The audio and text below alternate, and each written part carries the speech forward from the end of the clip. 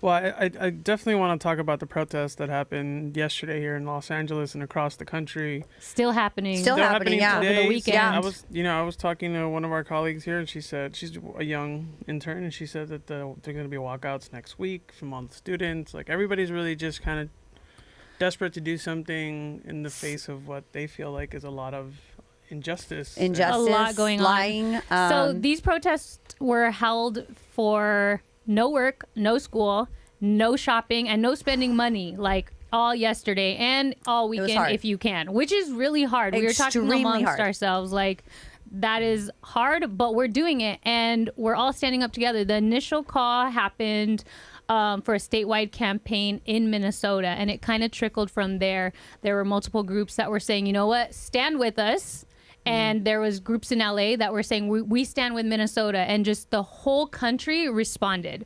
So I think it's really nice that in a time where people want us to be divided, that we are coming together. Especially when you look at exactly who was started this. It was like brown people supporting brown people. Right. Is it like the Ethiopian Student Association, Black Student Union? The general strike. Like, they're they for the general started strike. this. So brown coming together is something so beautiful. I think, to go back to what AK said, like, everything has a equal and opposite reaction, right? Yes. So as Latinos start to rise, there's going to be backlash, but also to the backlash, there's going to be resistance. Absolutely. I think that's what we're seeing is like the wave coming back, the resistance wave.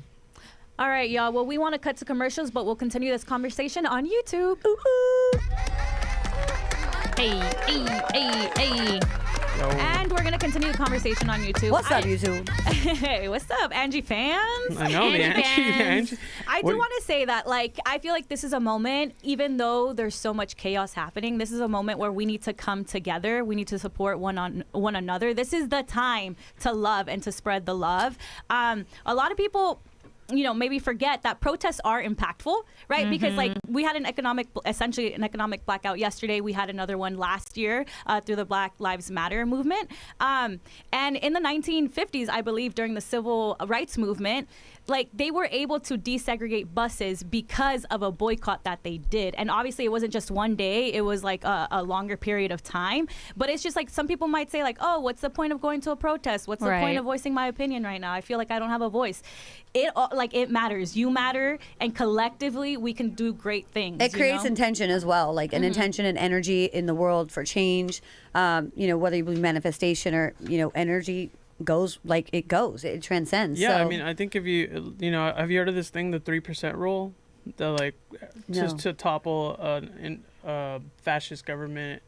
All you need is 3% of the population to follow through, right? So, like, that's happened all over the country. You could see it even with, like, small things like people boycotting Target. Yeah, and that was a really big thing. I feel like that was the first time where in our timeline, I think, we came together to boycott Target, and they lost billions with a B. Yeah and we're like, wow, we can make that much of our voices heard working together. So this is another. People speak with their wallets, like, a lot, 1000%. like, because you look at, like, so Target, if you don't know, ended their DEI program, and then people were like, well, we're not going to shop there, and then Costco was like, we're going to keep our DEI program, and then everybody went to Costco. Yep.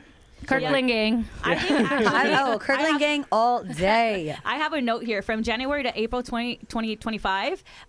They had a 34.4 stock decline. Wow. And $12.4 billion loss in market value. Wow. That's a lot. Okay. And see, Target, who doesn't enjoy going to Target, getting a little Starbucks? Like, that's a thing. I know you're me getting and my double sister, hitters there for sure. So to drop that, like, you can do almost everything at Target. Boxing glove and a latte. I could shop for my son. I could get and a like latte. movie theater popcorn. Yeah.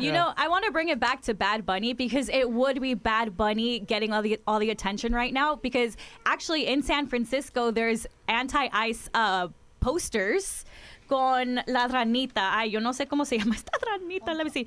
Poncho, the mascot. Poncho, yeah, the mascot. All over ICE. So, like, yes, give someone like Bad Bunny the light, because he will speak on behalf of the people. He's so cute too. For the people. And I think we're gonna see something massive next Super Bowl. Like, who knows what's gonna be in his show? He has to do something. I have no idea what that's going to be. It's hard to know too, because the NFL is also like. But the NFL has let all this go, and I think they even doubled down with getting Green Day to open the show. I think they doubled down for sure. Oh yeah, I didn't think about that. Yeah, that's a good point. They set a complete point. Like, we are not tolerating or putting up. Yeah. Yeah. No, that's a great point.